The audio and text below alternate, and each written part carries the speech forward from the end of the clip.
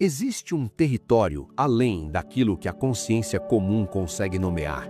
Um espaço onde os mitos respiram, os símbolos falam e as histórias revelam aquilo que a alma tenta esconder.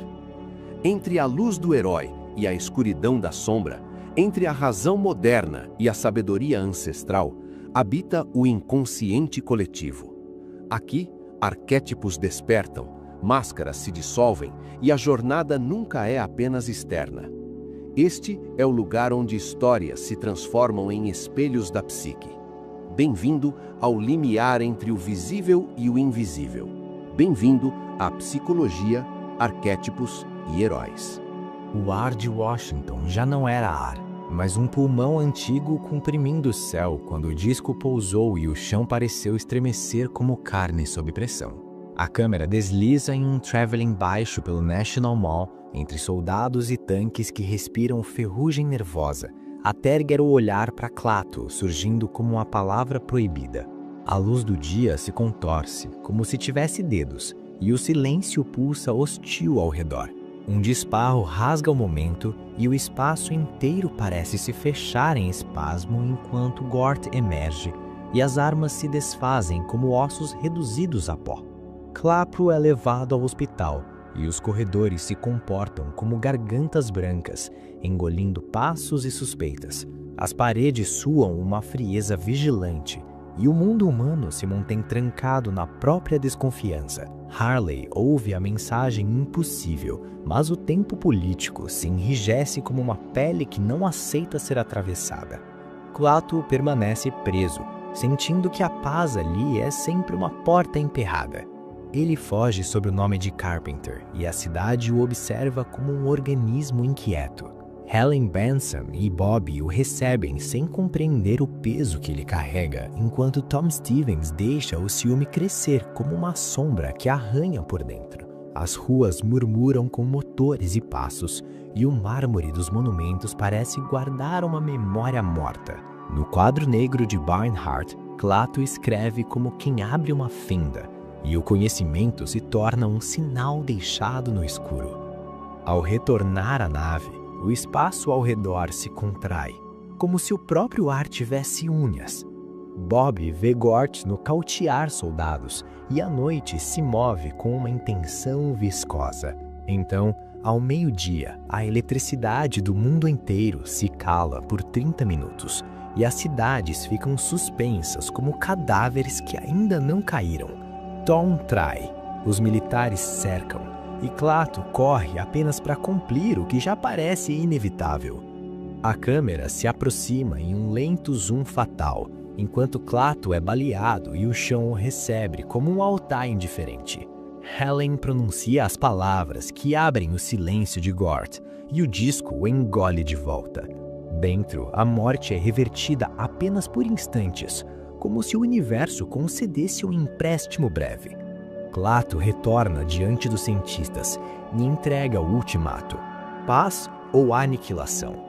E quando ele parte com Gort, o céu parece fechar a ferida que nunca cicatriza. Se a sobrevivência exige medo absoluto, que espécie de paz ainda pode existir? Sob o nome de Klaatu, algo chega ao mundo como uma figura que não pertence inteiramente ao céu nem à terra, trazendo consigo a gravidade silenciosa de quem carrega um aviso maior do que qualquer palavra humana poderia conter. Sua presença não é apenas estrangeira, mas simbólica. Ele se move como alguém que atravessou distâncias externas para tocar um abismo interno. Klaatu não busca conquista, mas compreensão. Não deseja dominar, mas medir a febre secreta da espécie. Há nele uma serenidade que parece vir de uma ordem psíquica mais antiga, como se sua consciência fosse guiada por um centro que não se confunde com o medo coletivo. Mesmo quando ferido, ele não reage com ódio, apenas com a lucidez triste de quem percebe que a agressão nasce antes do pensamento. Dentro de Klaatu, o que se manifesta é uma tensão entre a máscara diplomática e a verdade crua do instinto humano que ele testemunha. Ele desce como mensageiro, mas também como espelho. Ao caminhar entre pessoas comuns, ele procura tocar o tecido invisível das suspeitas, das defesas, das pulsões irracionais que governam a multidão. Sua atitude revela um padrão universal: o o impulso de autorregulação da psique coletiva, como se a humanidade estivesse à beira de um desequilíbrio que exige intervenção. Klaatu observa a superfície civilizada, mas percebe os complexos subterrâneos que a movem. A guerra como hábito, a desconfiança como religião, o poder como compulsão. A força que o confronta não se apresenta apenas em armas ou soldados, mas na própria estrutura do mundo que se fecha diante do desconhecido. Há ali a manifestação do arquétipo do guardião, aquela presença que vigia as fronteiras do permitido e reage com violência quando o impossível atravessa o portão. Isso altera o destino de Klaatu, pois transforma sua missão de encontro em um ritual de julgamento, onde cada gesto de paz é recebido como ameaça. Mas a verdadeira escuridão não está apenas fora. Em Klaatu, a sombra emerge na forma de uma severidade absoluta, um limite frio que ele carrega como sentença. Sua compaixão convive com uma dureza inevitável. Ele compreende a beleza da vida, mas também aceita a possibilidade de extinção como correção final. Essa ruptura interna, entre o desejo de diálogo e a lógica implacável da punição, faz dele não um salvador puro, mas um emissário marcado por um conflito silencioso, onde a esperança já nasce contaminada pela ameaça. A ampliação simbólica se abre então por Maui puxando as ilhas do oceano. Maui, na tradição polinésia, é aquele que desafia o impossível e altera a forma do mundo, arrancando novas terras do fundo do mar para oferecer espaço aos humanos. Ele é um mequeador entre forças imensas e a fragilidade da vida comum, alguém que reorganiza o cosmos com astúcia e risco. Klaatu ecoa esse movimento. Ele também vem de além, trazendo um gesto que poderia redesenhar o destino da Terra. Mas assim como Maui enfrenta o oceano, essa vastidão viva e indiferente, Klaatu enfrenta um mar psíquico da humanidade, profundo, instável, cheio de correntes destrutivas.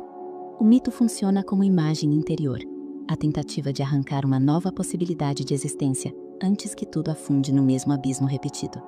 Em Klaatu, o arquétipo ativado não é plenamente do herói luminoso, mas do anti-herói ritual, aquele que não salva pelo afeto, e sim pelo choque. Sua função simbólica é trazer um ultimato que obriga a consciência humana a se confrontar consigo mesma.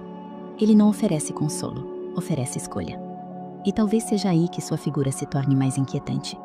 Quando a paz só pode ser alcançada sob a sombra da aniquilação, que tipo de redenção ainda resta? Você ouviu? O Dia em que a Terra Parou, The Day the Earth Stood Still, 1951. A Psicologia.